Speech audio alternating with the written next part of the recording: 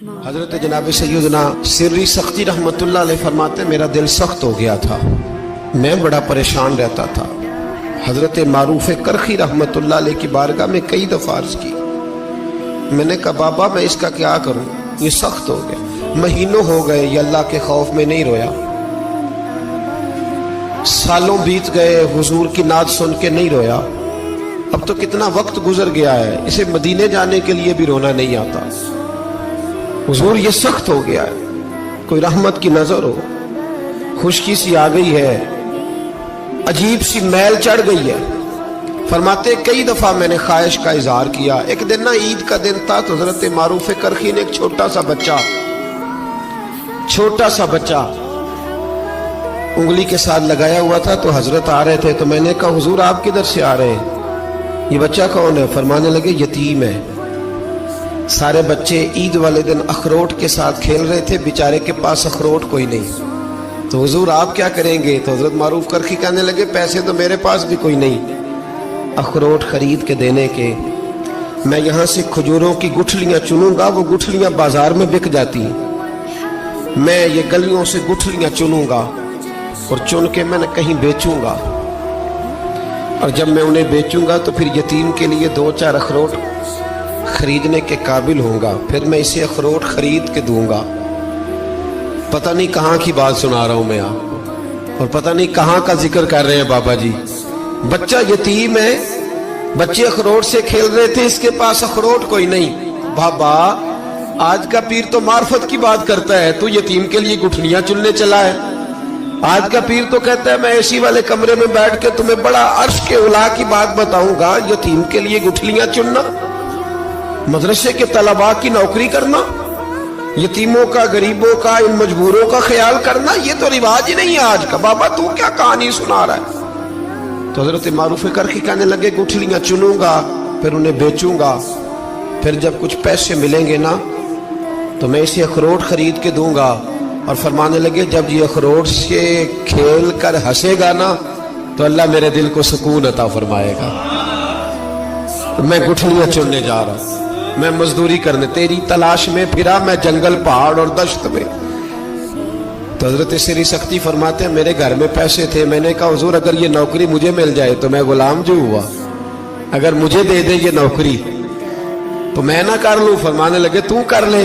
فرماتے میں اس یتیم کو پہلے گھر لے گیا، وہاں سے میں نے پیسے لیے، پھر بازار لے گیا، کپڑے خریدے، اس کے لیے ٹوپی خریدی، پھر میں نے اسے 2 کھجوریں کھلائیں، پھر اخروٹ خرید کے دیے۔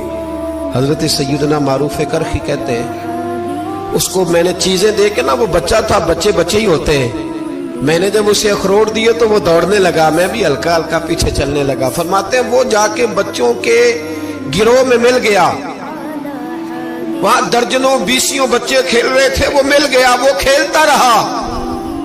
آپ فرماتے ہیں لوگوں اس دن میرے رب نے میرے دل کو اپنے قرب کی لذت بھی عطا کی، اور میرا دل تھا میرے سینے پر ساری رات، تھا میرے سینے میں میرا دل، پر ساری رات میرے نبی کے قدموں کا طواف کرتا رہا ہے۔ اب نہ لگ گیا ہے، پاک ہوئے تے پاک بھی ملدا ہے، اے بنا پاکوں پاک نہیں ملدا۔ سادے وجود نو تون دے نالوں اکو تولا ٹکڑا دل دا، دل لگا کے، دل لگ جائے تو پھر وہ لگ جاتا ہے۔ آپ یقین کریں لگتا ہے تو مزہ دیتا ہے، اور جب تک لگتا نہیں پھر کوئی بھی کیف سرور حاصل۔ امام زین العابدین رضی اللہ تعالیٰ عنہ مولا علی شیر خدا کے پوتے، امام حسین کے صاحبزادے، سیدہ پاک کی پیاری نسل، امام زین العابدین گھر میں نماز پڑھ رہے تھے، غور کرنا بات پہ، گھر پہ نماز پڑھ رہے تھے، گھر میں آگ لگ گئی۔ جب آگ لگی ہے تو پھر شور بھی ہوتا ہے، کچھ لوگوں نے شور مچایا، آگ آگ آگ، دور دراز سے لوگ دوڑے، آپ کا ایک چھوٹا بچہ بھی پاس سویا ہوا ہے، آگ لگ گئی، شور ہو رہا، دور دراز سے لوگ پانی لے کے دوڑ رہے ہیں، آگ بجھائی جا رہی،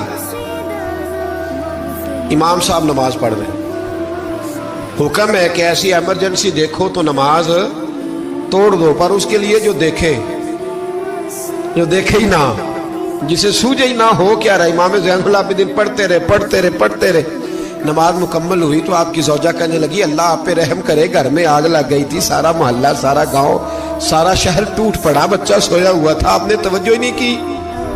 तो आप फरमाने लगे हल्की सी बिन बनाहट हुई थी मेरे कानों में, पर मैं अल्लाह की नमाज पढ़ रहा था, पर मैं अपने रब की, मैं उसकी नमाज पढ़ रहा था। तेरे इश्क की इंतहा चाहता, तेरे इश्क की इंतहा चाहता, तेरे इश्क की इंतहा चाहता, मेरी सादगी देख क्या चाहता हूँ, जरा सा तो दिल है मगर शोख इतना, वही लन तरानी सुना चाहता हूँ। मुझे क्या खबर इधर क्या हो रहा है, इधर मैं तो उसके साथ मेरा ताल्लुक था, मैं तो अल्लाह की बारगाह में हाजिर था, मुझे क्या पता।